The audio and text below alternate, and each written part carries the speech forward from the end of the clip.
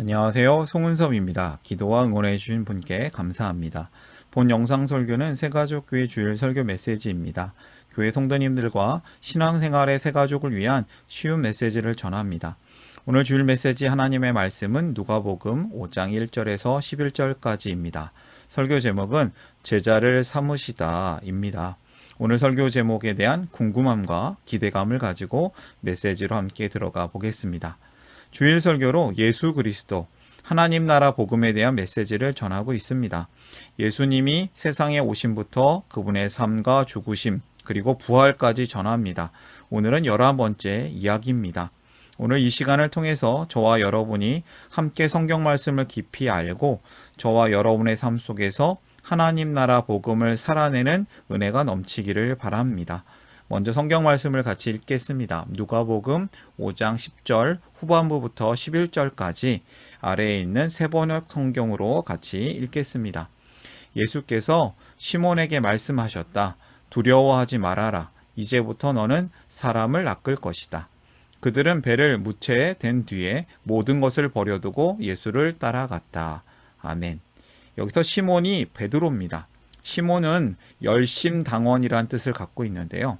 시몬, 베드로에게 예수님이 뭐라고 말씀하시냐면 사람을 낚을 것이다. 사람을 낚는 어부가 될 것이다. 라고 말씀하십니다. 예수님께서 처음 제자를 삼는 제자 이야기입니다. 예수님의 사역. 예수님께서 게네사렛 호숫가에 서 계셨습니다. 왜 여기 계셨을까요? 예수님께서 복음을 선포하시는 사역 초반의 이야기인데요. 예수님은 광야에서 시험을 받으신 후 이제 본격적으로 하나님 나라 복음을 전하시기 시작하십니다. 그래서 예수님께서 사람들에게 복음을 전하자 사람들이 많이 모인 거예요. 게네사렛 호숫가, 디베랴 바다, 갈릴리 호수 다 비슷한 같은 지역인데요. 여기에 예수님을 보려고 많은 사람들이 모인 것이죠. 많은 사람들이 모였습니다. 예수님이 들려주시는 하나님의 말씀을 들으려고 사람들이 모였습니다. 이때 예수님은 배를 타고 말씀을 전하십니다. 왜 배를 타셨을까? 예수님께서 배를 타신 이유는 모인 사람이 너무 많아서 바다로 밀리는 어려움이 있었을 것입니다. 바다에 빠지지 않으려면 배를 타야만 했고요. 배를 타면 말씀을 전하기가 좀 더 쉬운 지형에 있었을 것입니다. 모인 사람들에게 하나님의 말씀을 전하십니다. 그리고 나서 1절, 2절, 3절 말씀 좀 읽어보면요. 예수께서 게네사렛 호숫가에 서 계셨다. 그때 무리가 예수께 밀려와 하나님의 말씀을 들었다. 예수께서 보시니 배 두 척이 호숫가에 되어 있고 어부들은 배에서 내려서 그물을 씻고 있었다. 예수께서 그 배 가운데 하나인 시몬의 배에 올라서 그에게 배를 뭇에서 조금 떼어 놓으라고 하신 다음에 배에 앉으시어 무리를 가르치셨다. 아멘. 이렇게 이야기가 있었죠. 예수님은 어부 베드로의 배에 올라타고 이어서 하나님의 말씀을 잘 가르치셨습니다. 하나님의 말씀을 전하신 뒤에 예수님이 베드로를 부르십니다. 예수님께서 제자를 삼으시는 이야기는 이렇게 시작됩니다. 오늘 설교를 위해서 3가지 질문을 준비했습니다. 이해하기 쉬운 질문이며 답도 쉽습니다. 이 메시지를 듣는 분들에게 도움이 되는 질문이 되었으면 합니다. 첫 번째 질문은 어부들은 고기잡이에 어떤 문제가 있었는가? 두 번째 질문, 예수님의 말씀대로 하니 어떻게 되었는가? 세 번째 질문은요, 예수님은 어부들을 어떤 사람으로 이끄시는가? 이러한 3가지 질문을 따라서 우리가 질문에 답을 달면서 성경 말씀을 깊이 알아내기를 원합니다. 첫 번째 질문이에요. 어부들은 고기잡이에 어떤 문제가 있었는가? 말씀을 읽어볼까요? 4절, 5절 말씀입니다. 예수께서 말씀을 그치시고 시몬에게 말씀하셨다. 깊은 데로 나가 그물을 내려서 고기를 잡아라. 시몬이 대답하였다. 선생님, 우리가 밤새도록 애를 썼으나 아무것도 잡지 못했습니다. 그러나 선생님의 말씀을 따라 그물을 내리겠습니다. 어부들은 밤새도록 애를 썼으나 아무것도 잡지 못한 문제가 있었습니다. 예수님은 시몬에게 깊은 데로 나가서 그물을 내려서 고기를 잡으라라고 하십니다. 예수님은 목수의 아들로 자라셨죠. 그래서 목수에 가깝습니다. 목수, 아들. 그런데 고기잡이에 대해서는 전문가가 아닙니다.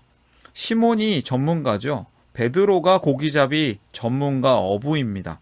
어부들은 밤새도록 애를 썼는데 아무것도 잡지 못했고 이제는 몸과 마음이 지친 상황입니다.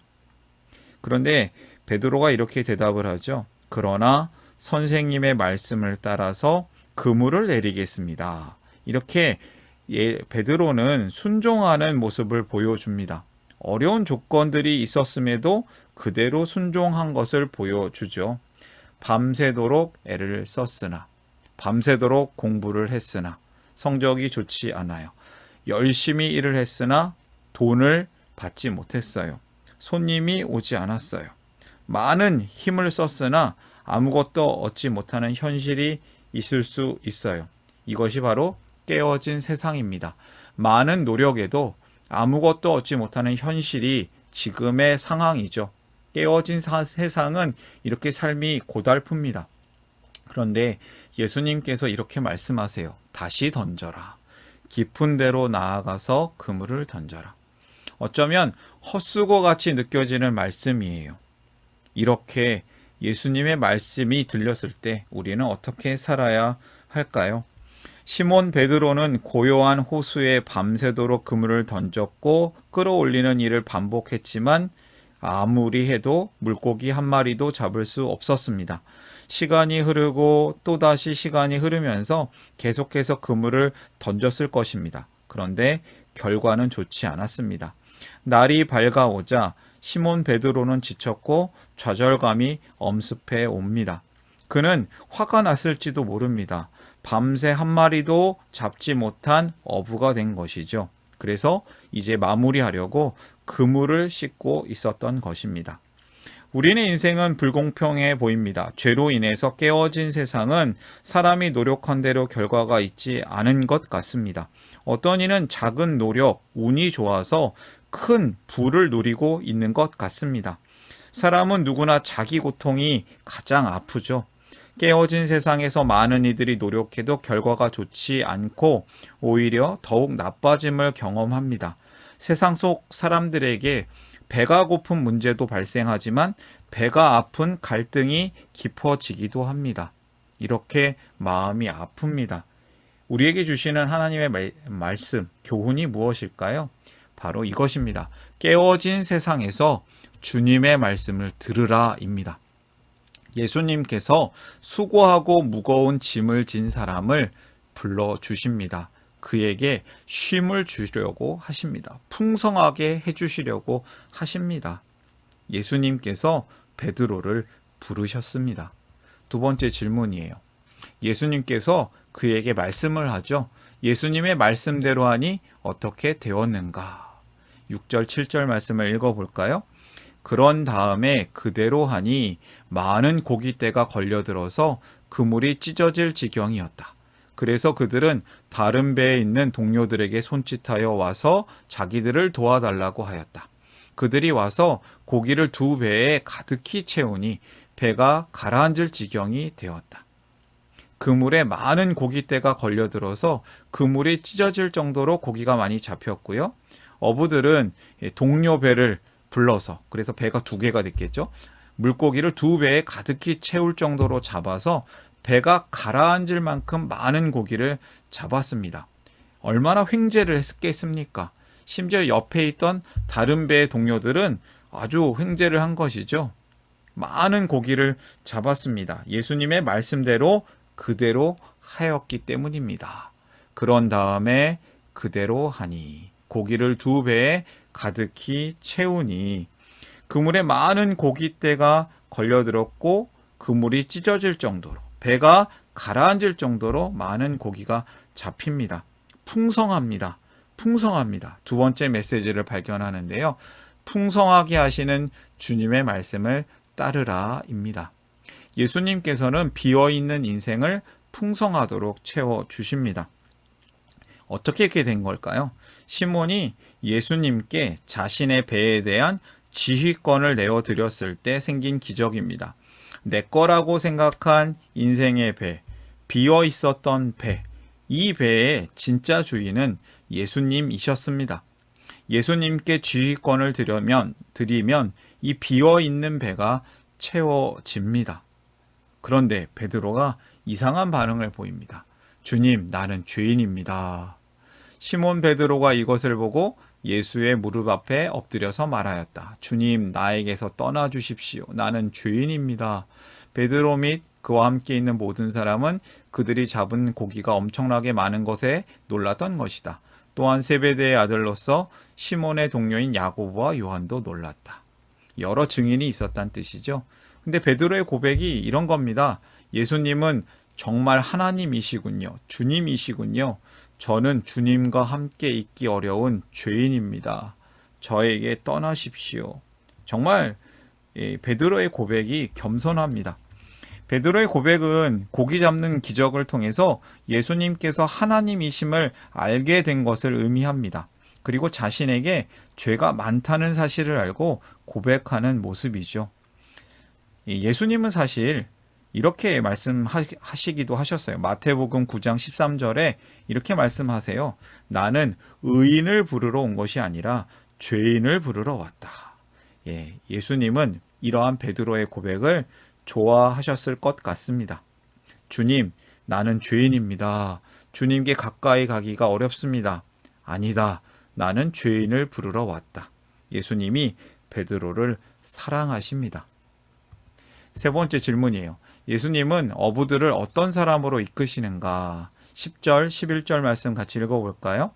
예수께서 시몬에게 말씀하셨다. 두려워하지 말아라. 이제부터 너는 사람을 낚을 것이다. 그들은 배를 무채된 뒤에 모든 것을 버려두고 예수를 따라갔다. 예수님은 물고기를 낚는 어부들을 불러서 이제는 사람을 낚는 제자로 이끄십니다. 이제 그들은 모든 것을 버려두고 예수님을 따라갈 정도의 사람이 되었습니다. 왜요? 더 중요한 것을 발견했기 때문입니다. 많은 물고기보다 더 중요한 것이 무엇이었을까요? 바로 하나님을 만난 겁니다. 주님을 만난 겁니다. 인생 전환점이 되었습니다. 마태복음에서는 이렇게 표현을 하기도 합니다. 말씀하시되 나를 따라오라. 내가 너희를 사람을 낚는 어부가 되게 하리라 하시니. 아멘. 제자들은 예수님을 만나고 어부에서 예수님 따라 목수가 된 것이 아니라 제자들은 여전히 어부였고 어부는 어부인데 인생의 목적이 다른 어부가 되었습니다. 고기를 낚는 어부에서 사람을 낚는 어부, 사람을 취하는 제자가 되었습니다. 돈을 위해서 일을 했는데 물고기의 생명을 죽여서 돈을 벌었는데 이제는 복음을 위해서 일합니다. 예수님을 위해서 일합니다. 사람을 생명을 살리는 일에 동참합니다. 물고기를 죽이는 어부에서 사람을 살리는 어부가 되는 것이죠. 주님을 따라 어떻게 됩니까? 주님을 따라 사람을 살리는 제자로 살게 된 것입니다. 세 번째 메시지입니다. 예수님께서 우리를 복음을 위한 사역자로 이끌어 주십니다. 예수님께서는 죄를 깨닫고 진정으로 회개하는 자들을 위로해 주실 뿐만 아니라 이제는 하나님의 복음 전도와 영광을 위해서 살도록 변화시켜 주십니다. 또한 이끌어 주십니다. 베드로가 지금까지는 생명을 죽이기 위해서 그물을 던졌지만 이제부터는 생명을 주시는 하나님의 도구가 되어서 생명을 나눠주기 위해서 사람을 낚는 어부로, 사람을 취하는 어부로 일할 것입니다. 그렇게 예수님은 베드로를 이끌어 주십니다. 제자로 삼아 주셨습니다. 오늘의 메시지를 정리하겠습니다. 첫 번째, 두 번째, 세 번째 메시지 기억하시나요? 깨어진 세상에서 주님의 말씀을 들으라. 깨어진 세상이 있습니다. 그 세상 속에서 주님의 말씀을 들어야 합니다. 예수님께서 수고하고 무거운 짐진 사람을 불러주십니다. 쉼을 주십니다. 참된 평안을 주십니다. 두 번째 메시지, 풍성하게 하시는 주님의 말씀을 따르라. 주님의 말씀을 듣고 또 따라야 하겠죠. 예수님께서 비어 있는 인생을 풍성하도록 채워 주십니다. 세 번째, 주님을 따라 사람을 살리는 제자로 살라. 주님이 이끌어 주십니다. 예수님께서 복음을 위한 사역자로 우리를 이끌어 주십니다. 다시 결론을 한번 확인하면요. 예수님께서는 우리에게 말씀하십니다. 우리가 주님의 말씀을 들어야 하겠습니다. 주님의 말씀을 따라야 하겠습니다. 사람을 살리는 제자로 살게 하시는 주님의 말씀에 순종해야겠습니다. 오늘의 메시지입니다. 제자를 삼으시는 예수님의 이야기. 우리를 제자로 사역자로 부르시는 예수님과 함께 우리가 살아나고 함께 살아내고 예수님과 함께 다른 일을 살려내는 사람을 살리는 어부로 사람을 살리는 제자로 복의 통로로 살기를 원합니다. 축복합니다. 오늘의 메시지를 마음에 품고 함께 기도하는 시간을 갖기를 원합니다. 기도하겠습니다.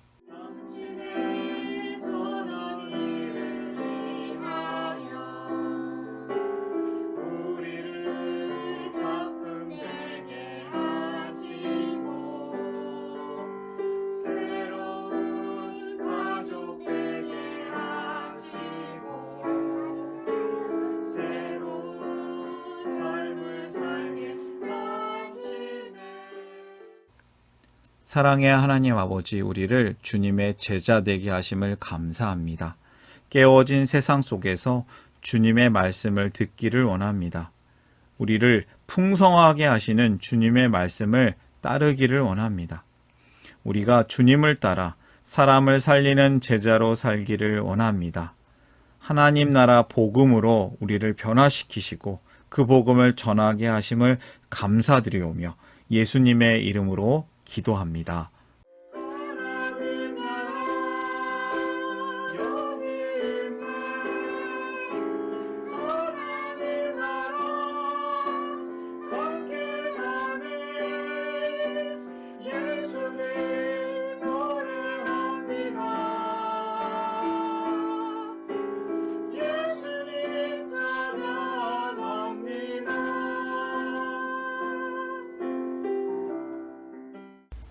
샬롬, 송은섭입니다. 저를 통해 또는 누군가의 추천과 우연한 기회로 이 메시지를 보게 되신 분들께 감사합니다. 모든 성도님들은 하나님 나라의 새가족이십니다. 교회를 처음 나오신 분들만 새가족이 아니라 우리 모두가 새가족입니다. 왜냐하면 우리가 하나님 나라에서 새로운 관계가 된 새로운 가족 공동체이기 때문입니다. 본 설교는 새가족교회 공동체 새가족과 후원자를 위한 메시지이며 기독교를 잠시 떠났거나 새롭게 시작하시는 분들을 위한 쉬운 메시지이기도 합니다. 혹시 새가족교회의 가족, 새가족 또는 후원자가 되기를 원하시는 분들은 이메일로 카카오톡 아이디로 연락을 주시면 감사하겠습니다. 오늘의 메시지, 하나님의 은혜가 넘치시기를 바랍니다. 사랑합니다. 축복합니다.